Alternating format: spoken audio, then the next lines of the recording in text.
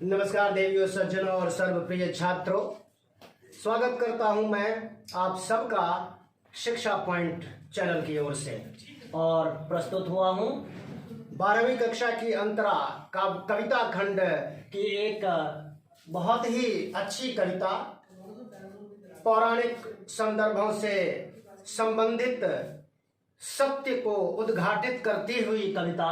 जैसा कि शीर्षक ही है इसका, सत्य। विष्णु खरे 1940 में इनका जन्म हुआ था और अभी वर्तमान है। इनके जीवन परिचय के बारे में कुछ ज़्यादा यहाँ नहीं बताऊंगा। इससे पहले जो इनकी एक कविता है एक कम, उसमें जीवन परिचय के बारे में भी बताया है, उसका लिंक डाल दिया जाएगा डिस्क्रिप्शन बॉक्स में। आइए देखते हैं। सबसे पहले कविता में संदर्भ और प्रसंग जरूर लिखना चाहिए ताकि वो कविता के पूरे भाव को जोड़ सके। और तो उसमें हम देखते हैं प्रस्तुत कविता के कवि विष्णु खरे हैं। सत्य कविता के माध्यम से कवि ने जीवन में सत्य के महत्व का प्रतिपादन किया है। केंद्रीय भाव कुछ इस तरह से है। यहाँ कवि विष्णु खरे ने महाभारत के प्रसंगों एवं पात्रों के माध्यम से सत्य की जो वास्तविक जो उसका स्वरूप है, सत्य है, वास्तविक स्वरूप है, उसका वर्णन किया गया है। अतीत की पौराणिक कथा के आधार बनाया गया है। युधिष्ठिर, विदुर, खांडव प्रस्थ, इंद्रप्रस्थ के द्वारा सत्य के महत्व को ऐतिहासिक परिप्रेक्ष्य में परिभाषित किया गया है, प्रस्तुत किया गया है। आइए देखते हैं कविता की व्याख्या लाइन बाय लाइन। जब हम सत्य को पुकारते हैं तो वह हमसे परे हटता जाता है। जैसे गुहारते हुए युधिष्ठिर के सामने से भागे थे विदुर और भी घने जंगलों में। ये खांडव प्रस्थ की बात है। विदुर सत्य के प्रतीक हैं, वैसे धर्मराज युधिष्ठिर भी सत्य के ही प्रतीक हैं और सत्य निष्ठा के लिए तो उनकी जगत प्रसिद्धि है। तो यहाँ महात्मा विदुर जो है सत्य के प्रतीक हैं और युधिष्ठिर सत्य के प्रति निष्ठा के प्रतीक हैं। तो जिस तरह से हम सत्य को पुकारते हैं, बुलाते हैं, महात्मा विदुर को धर्मराज युधिष्ठिर पुकारते रहे, लेकिन उन्होंने जंगलों में जाना पसंद किया और पलट करके उनकी तरफ नहीं देखा। यही बात पहले स्टेंजा में कही है। सत्य शायद जानना चाहता है कि उसके पीछे हम कितनी दूर तक भटक सकते हैं। महात्मा विदुर शायद ये परीक्षा ले रहे थे धर्मराज युधिष्ठिर की, और इसलिए वो घने जंगलों की ओर भागते चले जा रहे थे और युधिष्ठिर पुकार रहे थे कि ये मैं हूँ, आपका ही खानदान का हूँ, मैं धर्मराज युधिष्ठिर आपको पुकार रहा हूँ। लेकिन वो रुके नहीं, घने जंगलों की ओर चले गए। और सत्य भी ये जानना चाहता है, परीक्षा लेना चाहता है कि हम उस पे सत्य के मार्ग पे कब तक और कितने स्तर तक, किस स्तर तक हम डटे रह सकते हैं। कभी दिखता है सत्य और कभी ओझल हो जाता है। ठीक महात्मा विदुर की तरह कभी दिख जाते थे, कभी छुप जाते थे पेड़ों की ओट में, और हम कहते रह जाते हैं रुको, यह हम हैं। जैसे धर्मराज के बार बार दुहाई देने पर कि ठहरिए स्वामी विदुर, यह मैं हूं आपका सेवक कुंती नंदन युधिष्ठिर, वे नहीं ठिठकते। ठीक उसी तरह से हम कहते हैं रुको, लेकिन सत्य हमारे लिए इंतजार नहीं करता, हमारा इंतजार नहीं करता। ठीक उसी तरह से जैसे युधिष्ठिर का इंतजार नहीं किया, युधिष्ठिर पुकारते रह गए, कहते रह गए कि मैं कुंती का पुत्र आपका सेवक हूँ, ठहरिए ठहरिए। वो जानना चाहते थे, युधिष्ठिर जानना चाहते थे कि पांडवों के साथ जो इतना अन्याय हुआ है, जो कुछ भी हुआ है, उसके सत्य को जानना चाहते थे। लेकिन महात्मा विदुर ठिठके नहीं, रुके नहीं, उनकी बात, उनकी पुकार नहीं सुनी।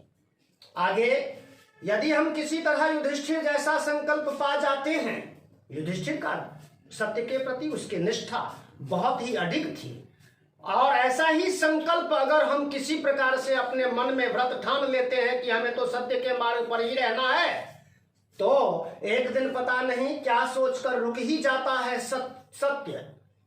अगर हम ऐसा करते हैं तो सत्य कहते हैं, सत्य को सांच को आंच नहीं आती, सत्य के मार्ग पे रहने वाले की कभी हार नहीं होती। उसी तरह से लेकिन पलटकर सिर्फ खड़ा ही रहता है वह दृढ़ निश्चयी।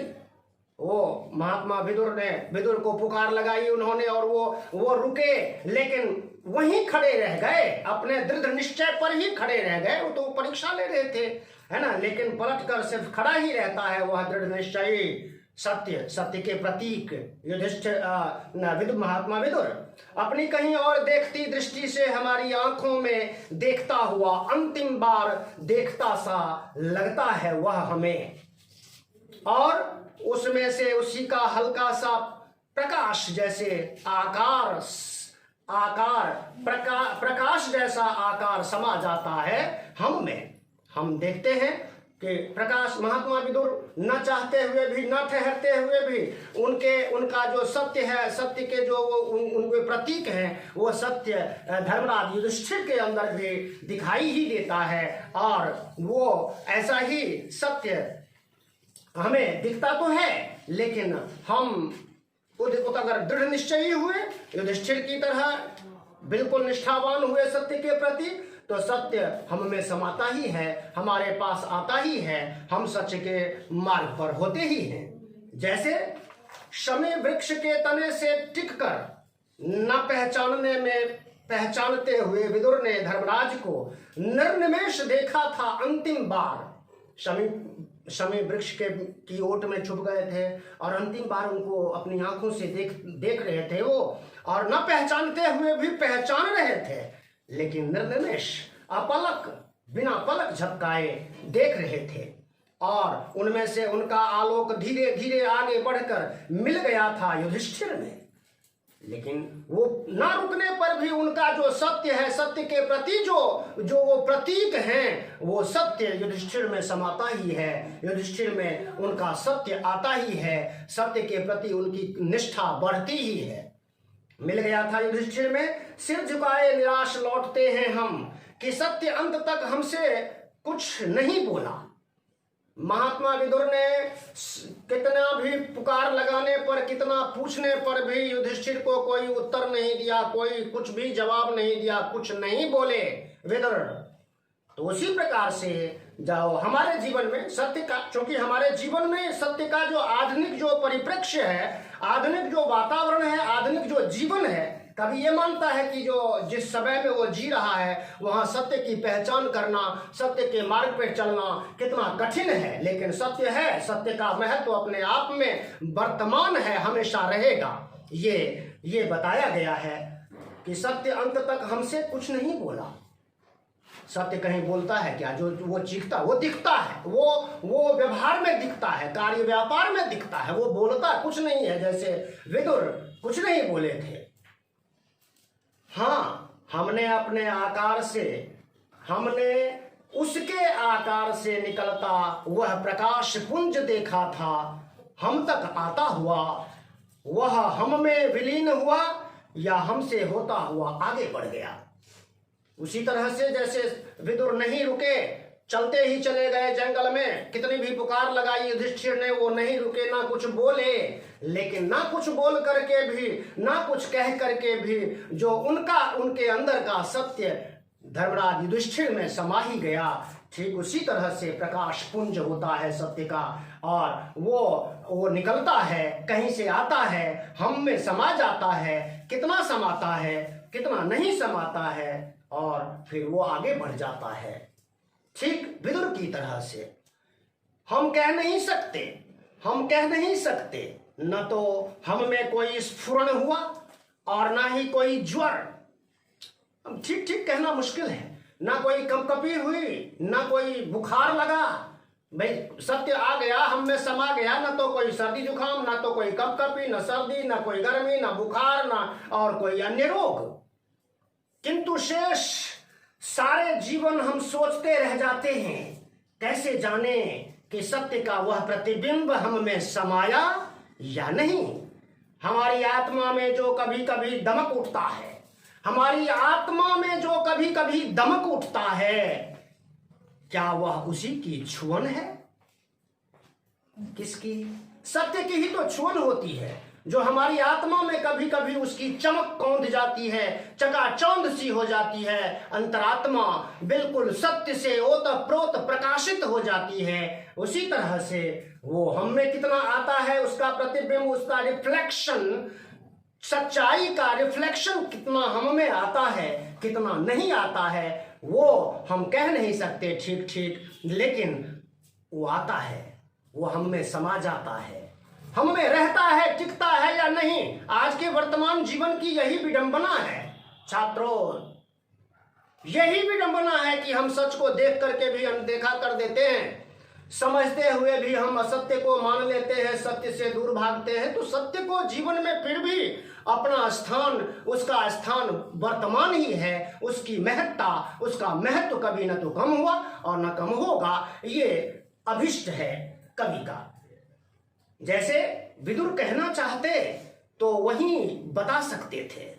विदुर अगर धर्मराज युधिष्ठिर की बात सुन करके वो बताते कि तेरे प्रति जो अन्याय हुआ उसका ये कारण है, वो अगर सत्य बात बता देते तो बता सकते थे। सोचा होगा, माथे के साथ अपना मुकुट नीचा किए युधिष्ठिर ने खांडव प्रस्थ से इंद्रप्रस्थ लौटते हुए, खांडव प्रस्थ जो जंगली झाड़ियों और ऐसे ही जंगल से भरा हुआ स्थान था, उसको पांडवों ने फिर से इंद्रप्रस्थ जैसा सुंदर बनाया, बसाया उसको।